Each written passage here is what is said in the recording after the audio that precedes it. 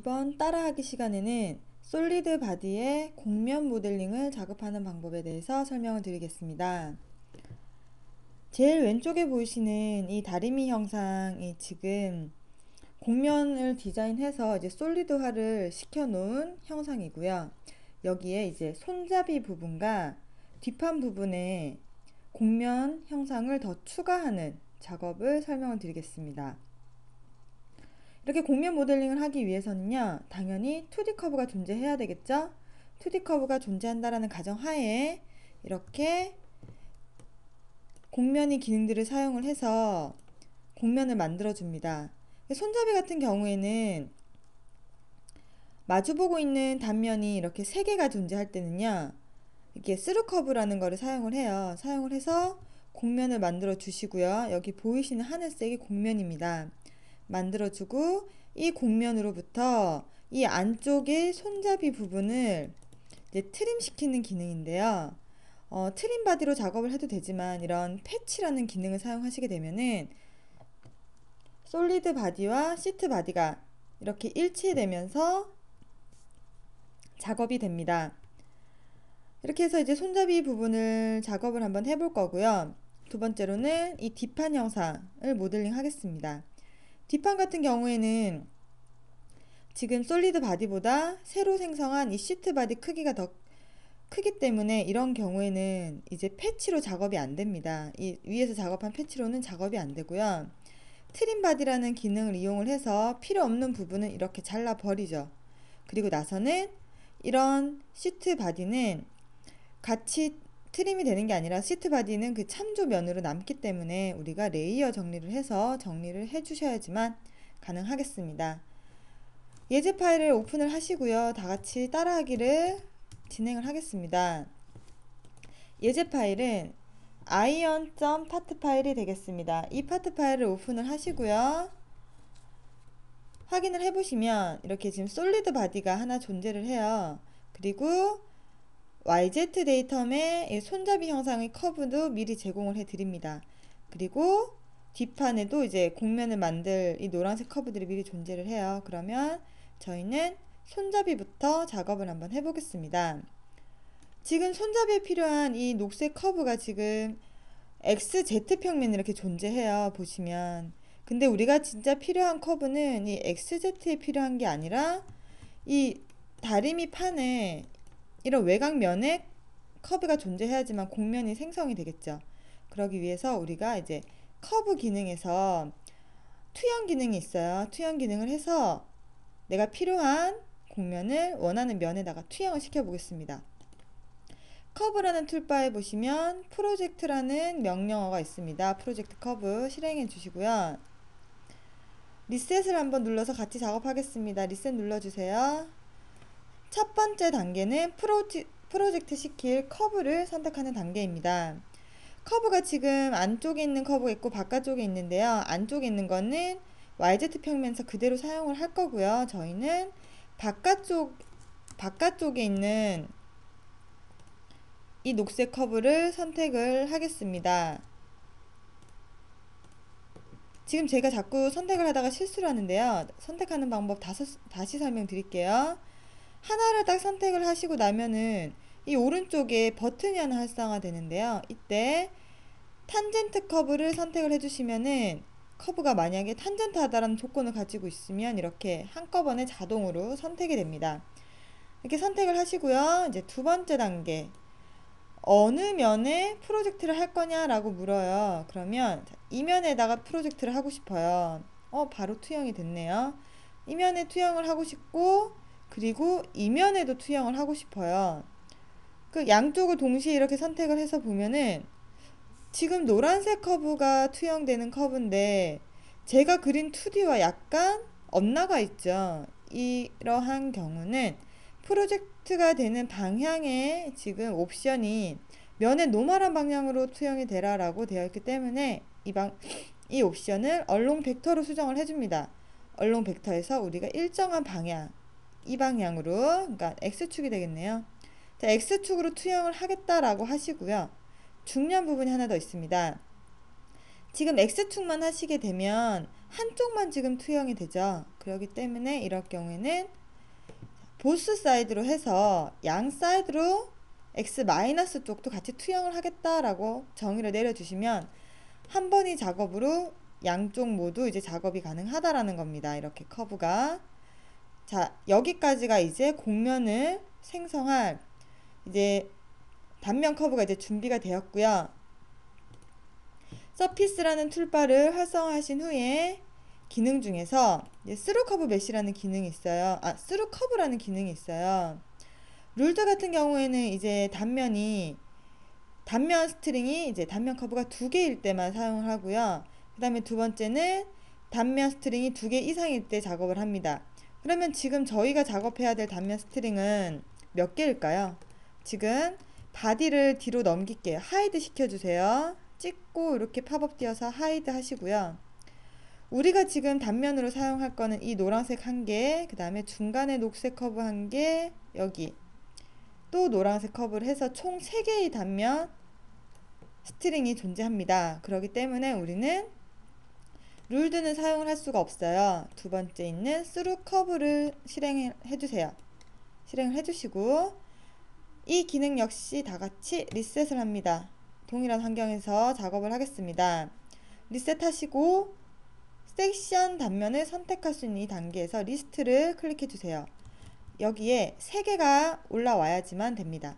그럼 첫 번째 단계에서 먼저 제일 앞에 보이는 이 노란색 커브를 선택을 할 건데요.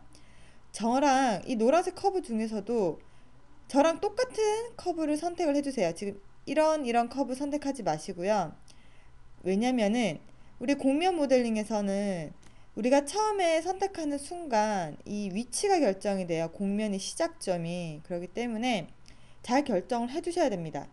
저는 여기 보이는 이 커브를 시작점으로 할 건데요. 이 커브도 마찬가지로 커브에서 이 왼쪽이 아니라 이 커브의 오른쪽을 선택을 해주세요. 이렇게 오른쪽을 선택을 해주시면 내가 선택한 이 라인의 엔드점에서부터 이렇게 곡면이 시작이 된다라는 겁니다.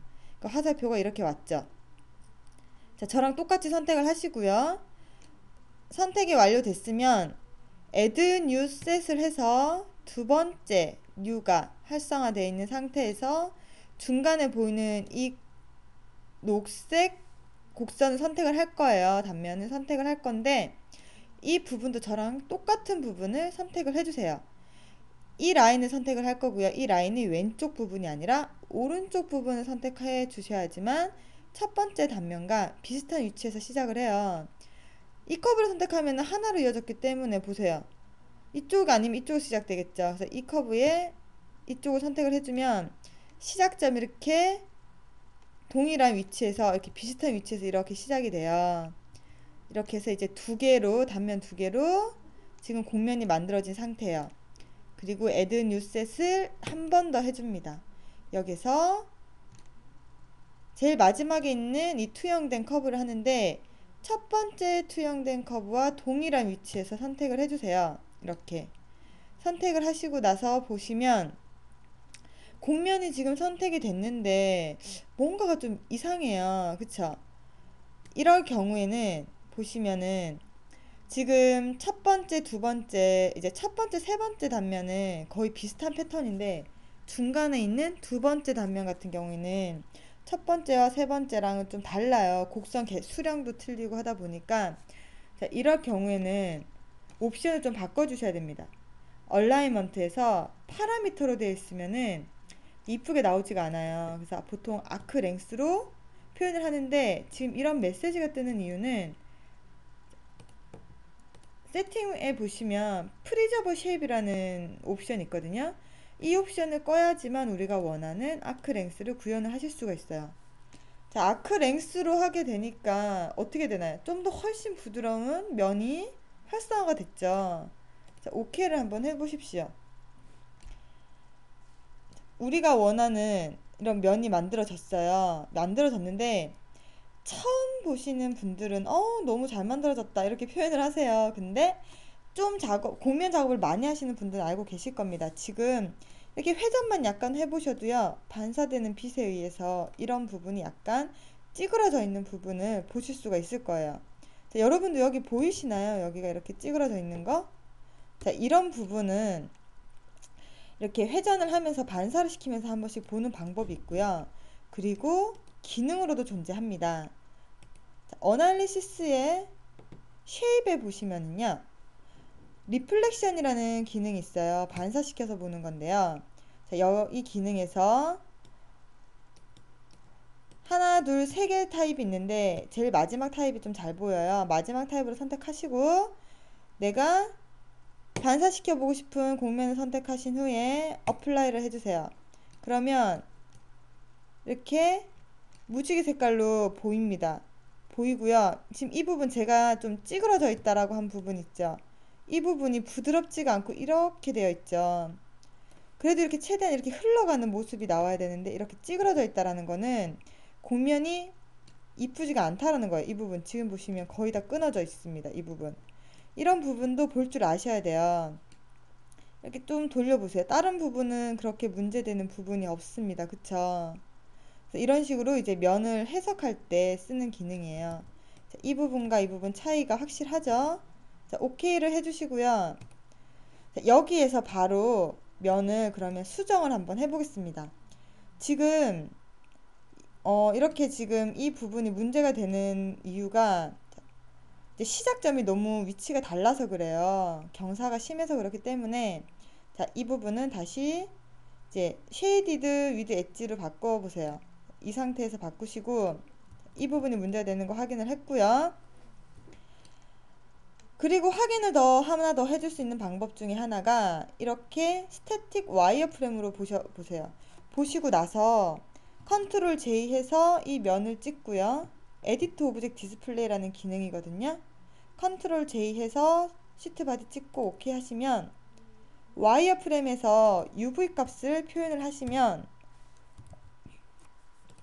이 와이어프레임 디스플레이 항목에서 UV 값을 주시게 되면은 와이어프레임에서만 확인됩니다. 자, 다시 한번 확인시켜 드릴게요. 문제되는 부분이 지금 우리가 시작한 점이 여기에요. 그리고 두 번째 점이 시작한 점이 여기에요. 마지막 점이 여기고요.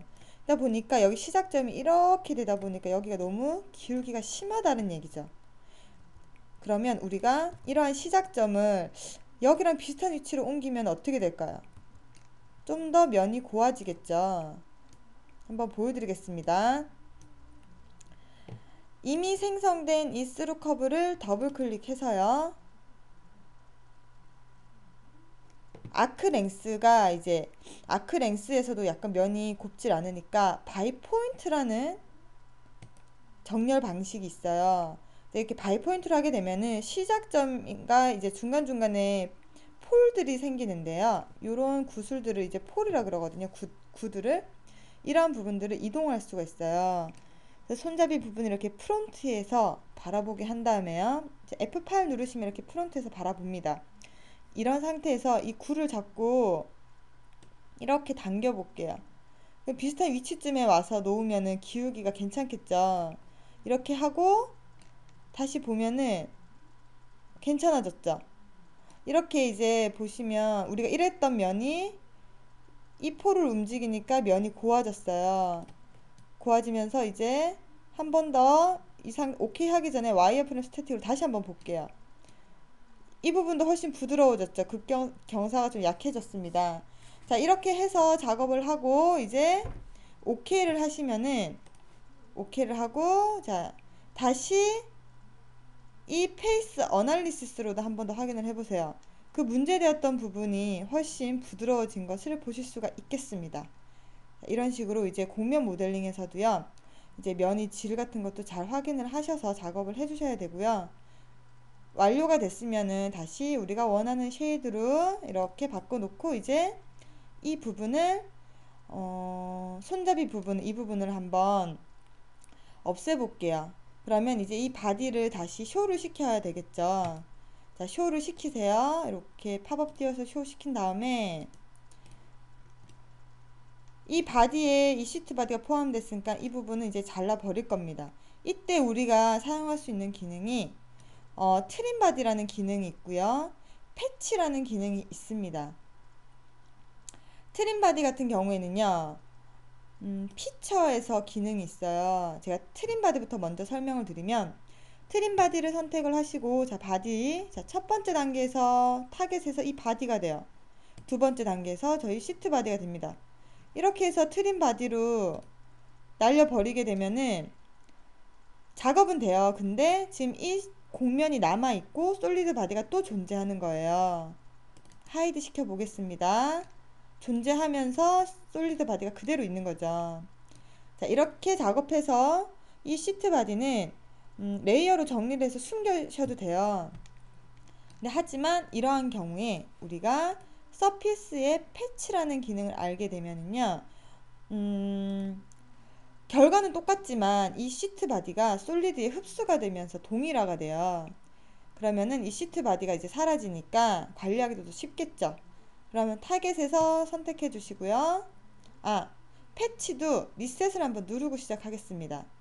패치 리셋 눌러주세요.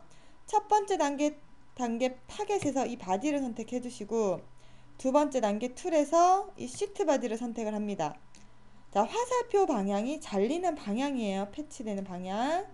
자, 여기에서 그냥 OK를 하시면 이렇게 패치가 돼요. 그래서 방향이 잘못되었나 싶어서 다시 이미 생성된 패치를 더블 클릭해서 방향만 리버스를 한번 해볼게요. 이렇게 화살표로 방향만 리버스를 해서 OK를 하시면 그래도 결과가 똑같습니다.